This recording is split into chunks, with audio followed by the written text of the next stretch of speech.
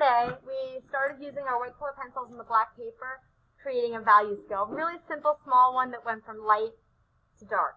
And some of the things we talked about that were different than drawing with the traditional pencil is that with the white color pencil, it's kind of difficult to erase. So you have to build slowly. You got to keep your marks a little bit closer together, a little tighter. But it's the same premise as drawing with pencil in that you're thinking about what direction your marks are going in, and you're looking at the light. So for today, we're going to review some of the things that we've done in the past having to do with your cube, your cylinder, and your cone. So we're going to start with the cube, and I want to talk to you about something considered to be a plane. Okay? Now, I'm not talking about like an airplane flying around. I'm talking about the surface or the plane of an object. Okay? So right now, if you take a look at, let's just say, the sheet of paper. Right now, the sheet of paper is entirely flat. If the planes have to do with the surface of something, how many surfaces you're seeing, how many planes are you seeing on this flat white sheet of paper? One, it's flat. There's really, literally no other angles that's going in, right? If this was folded in half,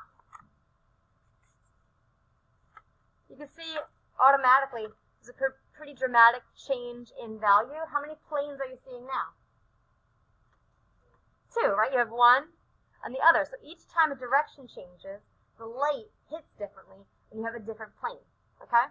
If this was a cube, let's just say, how many planes are you seeing now? Three. Okay?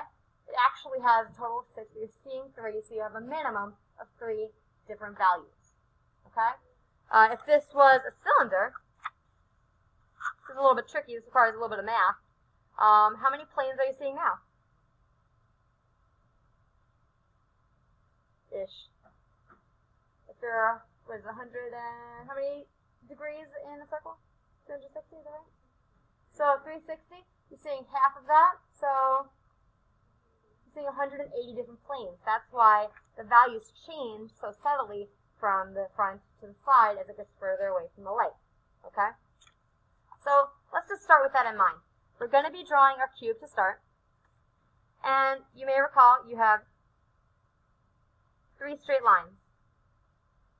2 that are parallel to each other, straight up and down. Actually, all 3 that are parallel to each other, straight up and down. But these have the same height and the same bottom.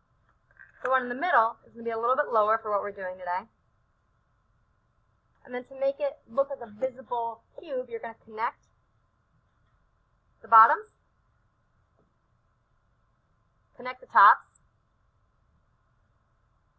and then crisscross, having them get slightly smaller in the back. So not one of these. You don't want it to look like an isosceles triangle. You want it to get a little bit smaller in the back. So crisscross. And now we have the basis for our cube. Now, I want to point out, since we haven't really done this with white color pencil before, for the shading part and for the drawing part, you want to use a pencil that is sharp.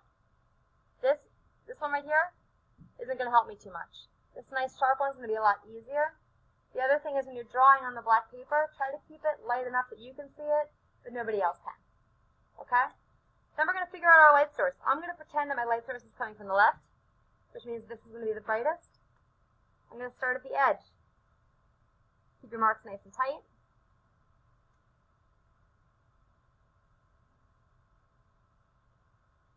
And we're going for contrast. If we know this side is going to be darker than the right, then I'm going to make sure that that edge, where the right side of the cube meets the left side, is really bright, so that compared to the other one, it looks really, really light.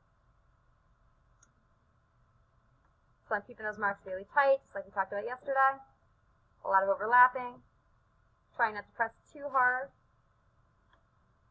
And then I'm going to slowly fade it a little bit, so that eventually the outline disappears.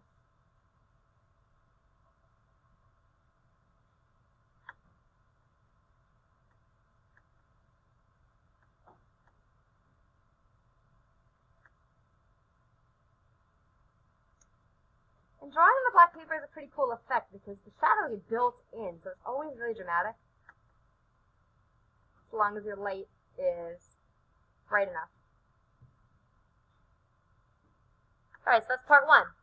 Part two, we have a little bit of light on the top and even less on this side. So I want to make sure again that the contrast is greatest where the two sides meet.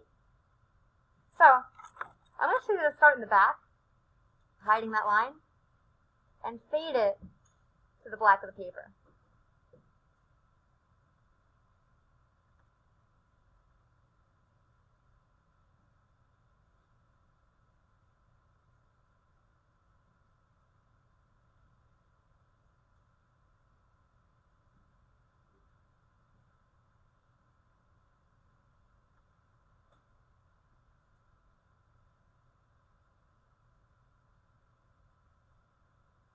So to do this and make it look nice, you want to make sure those marks are close enough together.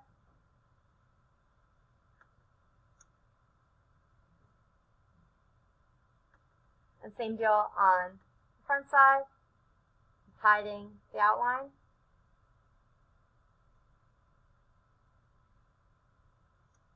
By shading from the edge in, and then letting that value fade as it gets closer to the other two sides.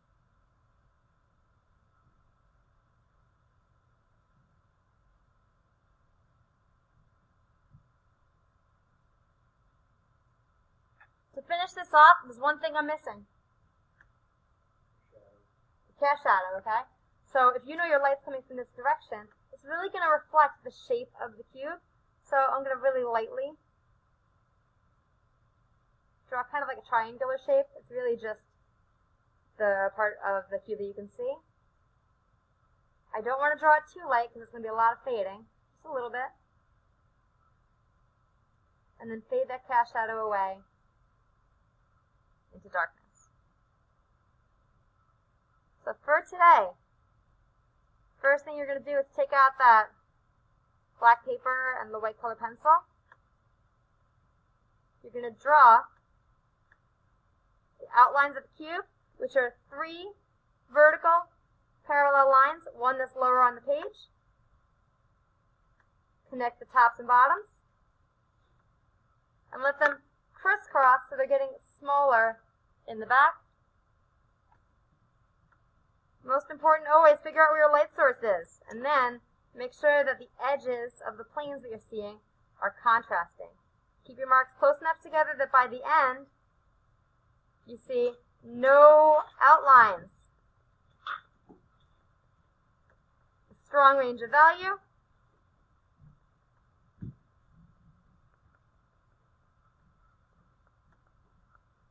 And a clear light source.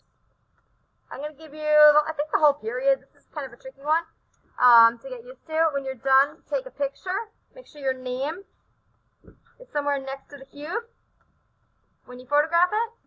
And then put it up on Google Classroom.